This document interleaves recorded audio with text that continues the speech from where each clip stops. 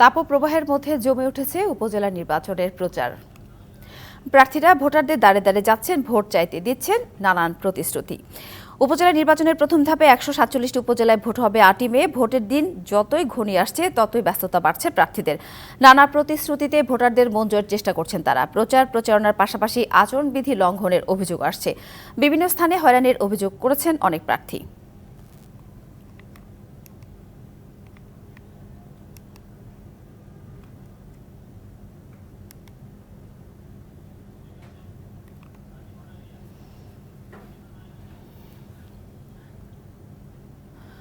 প্রথম ধাপে উপজেলা পরিষদ নির্বাচনের প্রচারণার খবর জানাতে গাজীপুর ও মানিকগঞ্জ থেকে যুক্ত হয়েছেন আমাদের সহকর্মীরা। প্রথমে যেতে চাই গাজীপুরে, সেখানে আছেন সহকর্মী মাহমুদা শিকদার। মাহমুদা, গরমে ভোটার প্রচার কেমন দেখছেন? প্রার্থীদের কোনো অভিযোগ আছে কিনা? জানেন যে নির্বাচনটি অনুষ্ঠিত হতে যাচ্ছে, সেই নির্বাচনে গাজীপুর থেকে কিন্তু 3টি উপজেলা নির্বাচন হবে। এই প্রথম ধাপের নির্বাচনে গাজীপুর সদর উপজেলা এবং তার পাশাপাশি কাপাসিয়া এবং কালীগঞ্জ উপজেলাতে নির্বাচন হবে। এবং এই গরমের কারণে কিন্তু আমরা দেখছি যে দিনের বেলা যারা প্রার্থী তাদের কিন্তু কোনো ধরনের নির্বাচনী প্রচারণা একেবারে নেই বললেই চলে। আসলে সন্ধ্যার পর থেকে দেখা যাচ্ছে যে প্রার্থীরা নির্বাচনী প্রচারণা শুরু করছে। আমি এখন আছি গাজীপুর জেলা নির্বাচন অফিসের সামনে।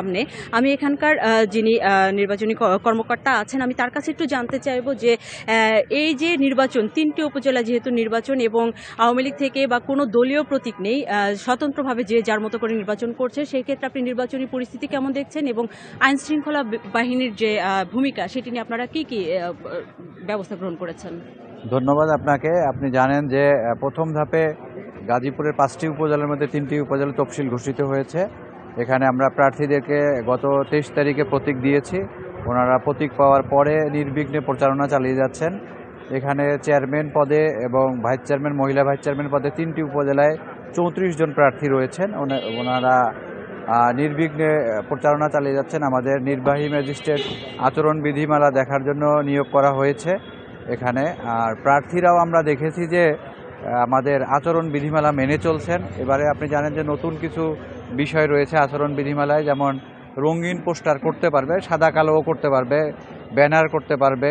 আর প্রতীক বরাদ্দের পূর্বেই যে জিনিসটা ছিল, এর আগে ছিল না, যে প্রার্থীরা সেদিন একটি জিনিস দেখেছিল, একজন চেয়ারম্যান প্রার্থী শফি, উনি শালনা এলাকায় নির্বাচনী প্রচারণার তার দলবল নিয়ে কিন্তু খিচুড়ি রান্না করে খেয়েছিল। আপনি কি কোনো ব্যবস্থা গ্রহণ করেছিলেন তার বিরুদ্ধে? আমরা বিষয়টা জেনে তাকে শোকজ করেছি।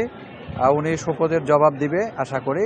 আর খিচুড়ির বিষয়টি উনি শোকজের জবাবে হয়তো মৌখিকভাবে যেটা বলেছেন উনি, যে আমি ওইরকম করিনি, আর বাড়ির ভিতরে আমরা খাওয়া দাওয়া করেছি, জনসভা না। সাথে এর পাশাপাশি একজন চেয়ারম্যান প্রার্থী আমরা পেয়েছি, আমরা তার কাছে একটু জানতে চাইবো যে নির্বাচনী মাঠ কেমন দেখছেন আপনাদের? আলহামদুলিল্লাহ, আপনারা জানেন যে প্রচণ্ড গরম, এই মুহূর্তে তাপমাত্রা 40-এর উপরে। এই সময় আসলে নির্বাচনের মাঠ বলতে যেটা বোঝায় যে বিভিন্ন সময় নির্বাচনের যে আমেজটা থাকে, মিছিল মিটিং এইসব বিষয়গুলো একটু কম, কারণ হলো গরমের কারণে এই বিষয়গুলো একটু কম। কিন্তু নির্বাচনের পরিবেশ, আল্লাহর রহমতে সুষ্ঠু নির্বাচনের পরিবেশ বিরাজ করছে।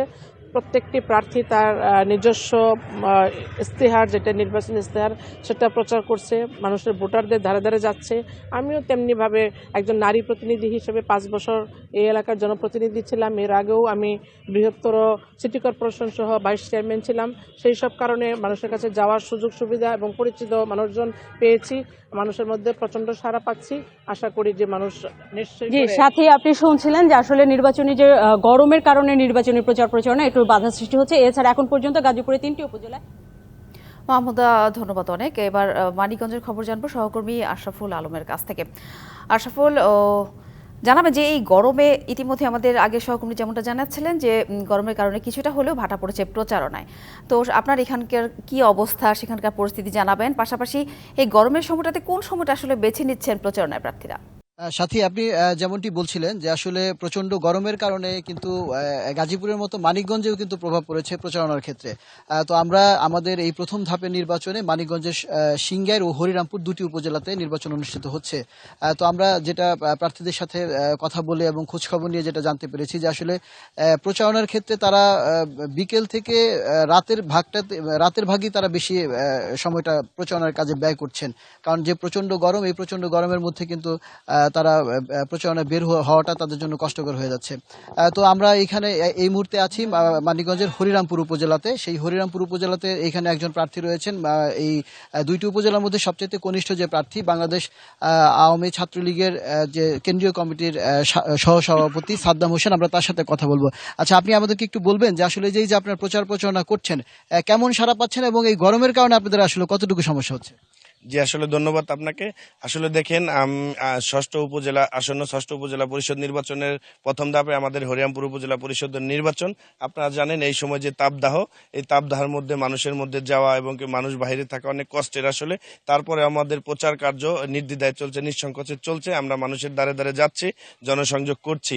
আর তাছাড়া আমি এই উপজেলার তরুণ প্রার্থী, চেয়ারম্যান প্রার্থী। আমার প্রতীক হচ্ছে দোয়াত কলম।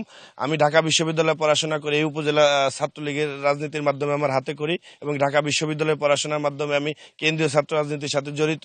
তো সেই হিসেবে আমি আমার মূল দল আওয়ামী লীগ সহ সকল নেতাকর্মীর খুব সাড়া পাচ্ছি। সকলে আমার পাশে আছেন।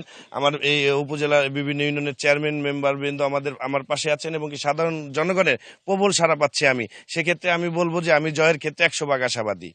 আপনি যদি এই যে আপনার এইখানে তো মোট 5 জন প্রার্থী, সেই ক্ষেত্রে এই 4 জনই হচ্ছে আওয়ামী সমর্থিত এবং একজন বিএনপি, সেক্ষেত্রে আপনার কোনো মানে ভোটের জয়ের ক্ষেত্রে আপনি কি মনে করছেন? আসলে দেখেন, আপনারা জানেন যে এই উপজেলা পরিষদ নির্বাচনে দলীয় মনোনয়ন নেই, অর্থাৎ দলীয় প্রতীকে নির্বাচন হচ্ছে না। আমরা যে 5 জন প্রার্থী এই চেয়ারম্যান পদে প্রতিদ্বন্দ্বিতা করছি, এখানে সবাই স্বতন্ত্র প্রার্থী হিসেবে। সেখানে হয়তো ব্যক্তিগতভাবে কেউ এই সংগঠনে, সেই ক্ষেত্রে মানুষের মধ্যে যথেষ্ট আমেজ তৈরি হয়েছে। মানুষ স্বতঃস্ফূর্তভাবে এই নির্বাচনে অংশগ্রহণ করছে। তো সেই দলীয় মনোনয়ন না থাকাতে কে আওয়ামী লীগ কে বিএনপি এটা আসলে খুব বেশি প্রভাব ফেলবে না। আমি বিশ্বাস করি স্বতঃস্ফূর্তভাবে মানুষ ভোট দিবে এই নির্বাচনে। ধন্যবাদ আপনাকে। সাথী, আসলে আমাদের এই যে দুইটি উপজেলাতে চেয়ারম্যান পদে মোট 8 জন এবং ভাইস চেয়ারম্যান, মহিলা ভাইস চেয়ারম্যান পদে মোট। ধন্যবাদ আশরাফুল।